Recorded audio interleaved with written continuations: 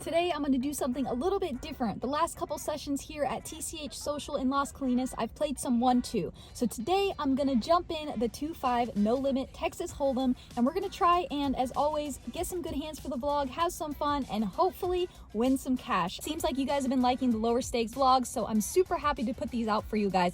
I'm also going to be doing a lot more tournament vlogs, so let me know in the comments what you prefer, cash game vlogs or tournament vlogs. Curious to see your thoughts. We're jumping in the 2-5 streets today here at Las Colinas, and we were going to be in for $1,000, but I had got an extra 300 in chips I was going to put in my bag and use if I needed to top up, but I was distracted and accidentally put them on the table. So we are going to be in this game for $1,300, 2-5 no limit hold'em. Let's get into some hands. The very first hand I get dealt, there's a dealer change, so that means it's time for a double board PLO bomb pot. I end up playing a smallish pot with another opponent, and we end up chopping this one up, so I profit about $50 to start the session.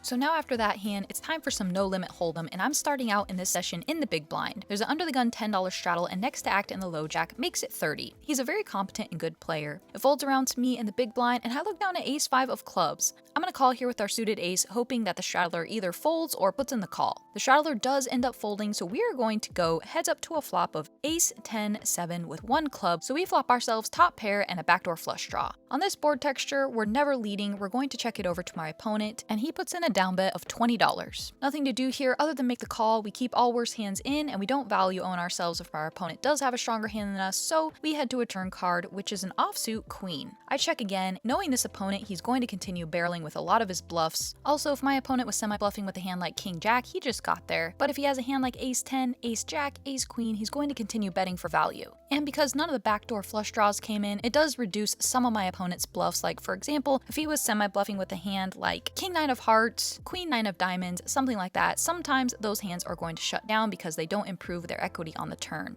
So the pot is around $100, and my opponent goes for a bet size of $70, so he's betting about 70% pot. This is a great bet size for my opponent. This is where we can start evaluating our range and seeing how high up we are and how far down. We do still have a pair of aces. It's not the best kicker, obviously. So now this decision is going to come down to who our opponent is and his player type. Some opponents on this turn card, if they continue aggression, I'm just going to fold because they definitely have a way better hand than me. They're not going to continue blasting with anything worse than a better ace-x combination than me, so you can start putting in folds. However, against this opponent, he's just way too good to put in a fold here. We can still be ahead of a lot of his hands. So I make the call, and we head to a river card, which is an offsuit 5, so now we have 2 pair. Even though our hand improves to 2 pair, our opponent still has range advantage, and he can have hands like pocket aces, pocket queens, pocket 10s, pretty much every combination of king jack, and he can also have ace 7 suited, ace 10 offsuit, and the suited ace 10 combinations, ace queen. So while we do have top pair, this is still a great card for us to check it over to our opponent and let him value own himself, and also not value own ourselves if our opponent has a hand better than us. So I'm hoping that my opponent will continue betting here with his bluffs. My opponent does end up checking back, so we either had a give up or a showdown driven hand. I flip over my hand, and we scoop this pretty nice pot here in the first no limit hold'em hand of the session.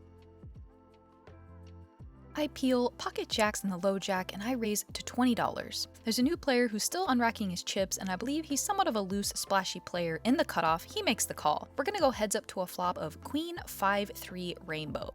So being out of position on this type of board texture, we're just going to check it over to our opponent, try to keep the pot manageable, and of course we're never folding, but we get to see what our opponent does. He checks back, so we're going to head to a turn card, which is a deuce. I think theoretically we're supposed to continue checking here, being out of position, but I think we can get called by a lot of worse hands in this spot, like pocket 7s, pocket 6s, pocket 4s, and a lot of his ace-x combinations that turn a straight draw. So I bet $30. My opponent didn't have much at all, as he tosses his hand into the muck, and we take down a small pot with pocket jack. In this hand, I'm under the gun and look down at king queen offsuit, and I raise to $20. The hijack, who's the loose splashy player, makes the call, and the cutoff comes along as well, so we're gonna go 3 ways to a flop of queen jack 8 with 2 spades. We are multi-way on a very wet and dynamic board, out of position, so we aren't going to do anything here other than put in the check. The hijack then puts out a bet of $40. It folds to me, and there's nothing to do here other than put in the call, so we're going to head it to a turn card, which is the 9 of spades, probably one of the worst cards we can see, given that we do not have a spade in our hand. So I check it over to my opponent yet again, and he puts out a very healthy bet of $125. As you can see, king queen offsuit here without a spade is a fold most of the time, about 65% of the time. We can continue sometimes, but I really think it depends on our opponent, and in this case, it's just hard for my opponent to be bluffing, and he likely just has a better hand than us. And because of this turn card, our top pair, queen kicker, has now downgraded significantly in value. And as you can see here, we have so many better hands that can call this turn bet. Pretty much all of our king X combinations that contain a spade, all of our ace X combinations that contain a spade, and of course, all of our flushes and sets. So because our hand just got so dusty on this turn card, we are going to put in the disciplined fold. It's very important to understand how your hand strength changes as the board texture changes. So in this case, our hand is just one pair on a very wet and dynamic board, so we're going to put in the fold and move on to the next hand.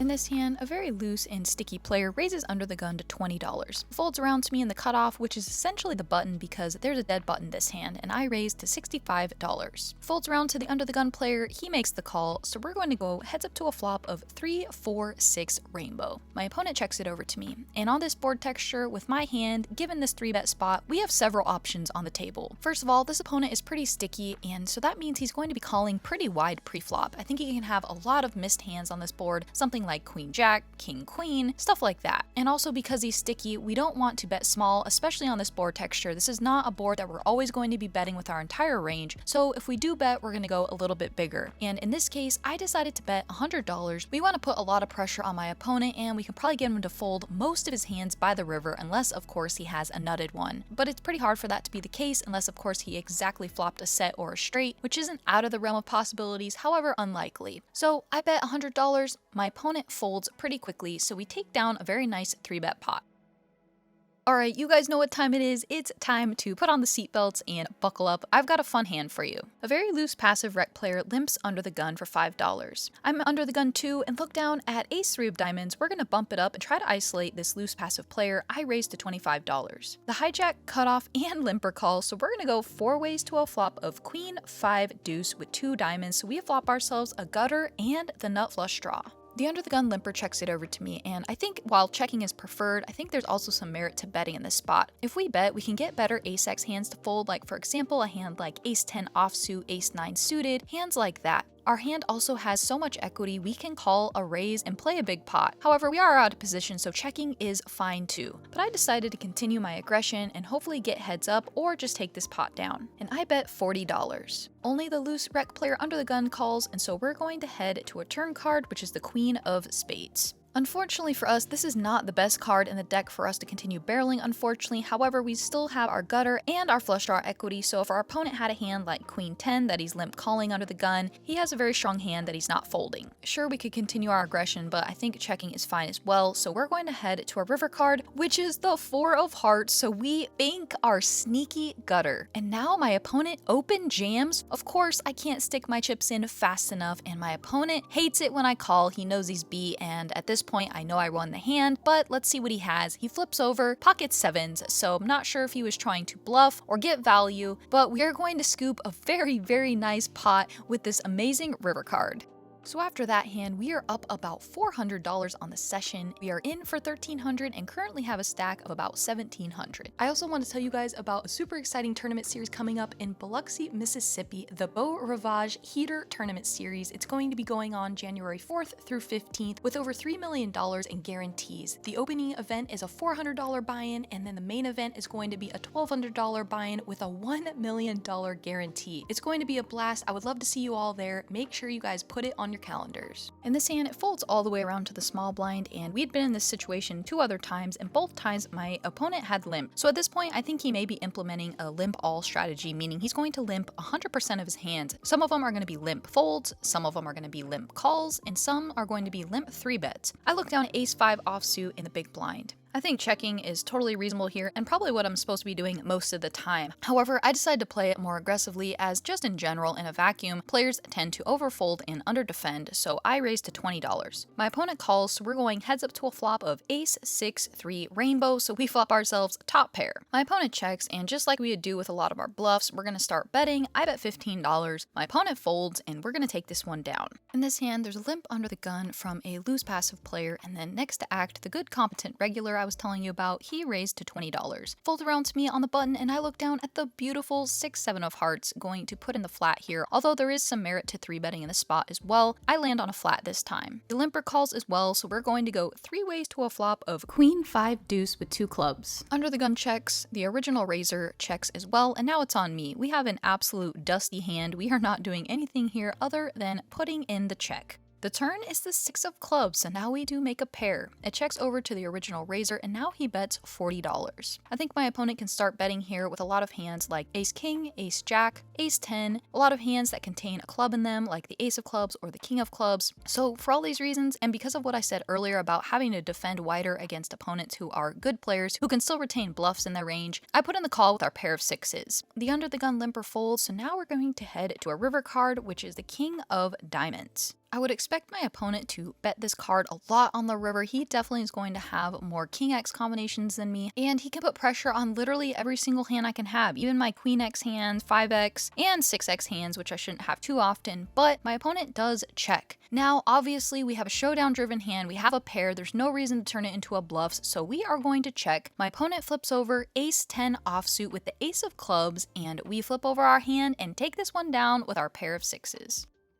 In this one, it folds around to me in the cutoff, and I look down at queen 10 offsuit. This is a slam dunk open in this spot, so we're going to make it $15. We pick up 2 callers in the small and big, so we're going to go to a flop of ace 9 3 with 2 diamonds. The small blind checks, and then the big blind leads for $20. This bet is kind of annoying to me. Out of position leads on ace high boards are just not a thing. However, we are multi-way, so I guess that does change things just a bit. However, our opponent is allowing us to play perfectly in the sense of now we just get to fold all of our trash hands and continue with all of our ones that want to continue. So obviously we don't have much here at all. We don't even have a diamond in our hand, so we're going to put in the fold.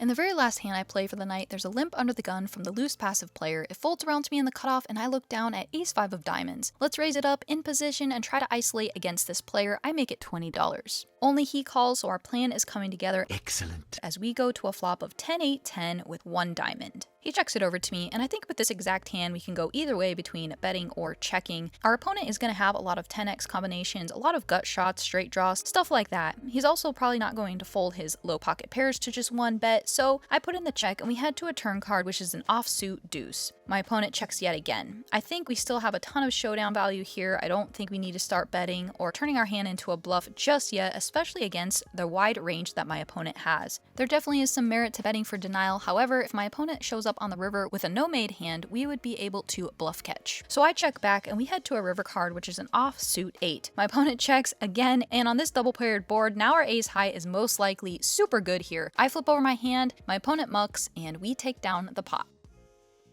After that hand, it's time to head to the cashier, take my profits, and head on home. We were in the game for $1,300, cashed out with $1,857 for a profit of $557. If you guys are wondering what I use to track all of my stats, I use Poker Analytics. It's a great way to keep track of your hourly rate, and you can see all kinds of stats and analytics, so make sure you guys check it out. The link is below. It was super fun to get back in the 2-5 cash game streets today and play a little bit bigger than we have on the last couple vlogs. Obviously, that ace 3 of diamonds hand was a very fun one as our opponent just shoves into us on the river when we have the effective nuts with our straight. So we were in the game for $1,300, cashed out with $1,857 for a profit of $557. So not a bad day at the office at all. If you guys enjoyed the vlog, would you do me a huge favor and go all in and like, comment, and subscribe? It would mean the world to me. We are just getting started. It's only up from here, and I'll see you guys next time.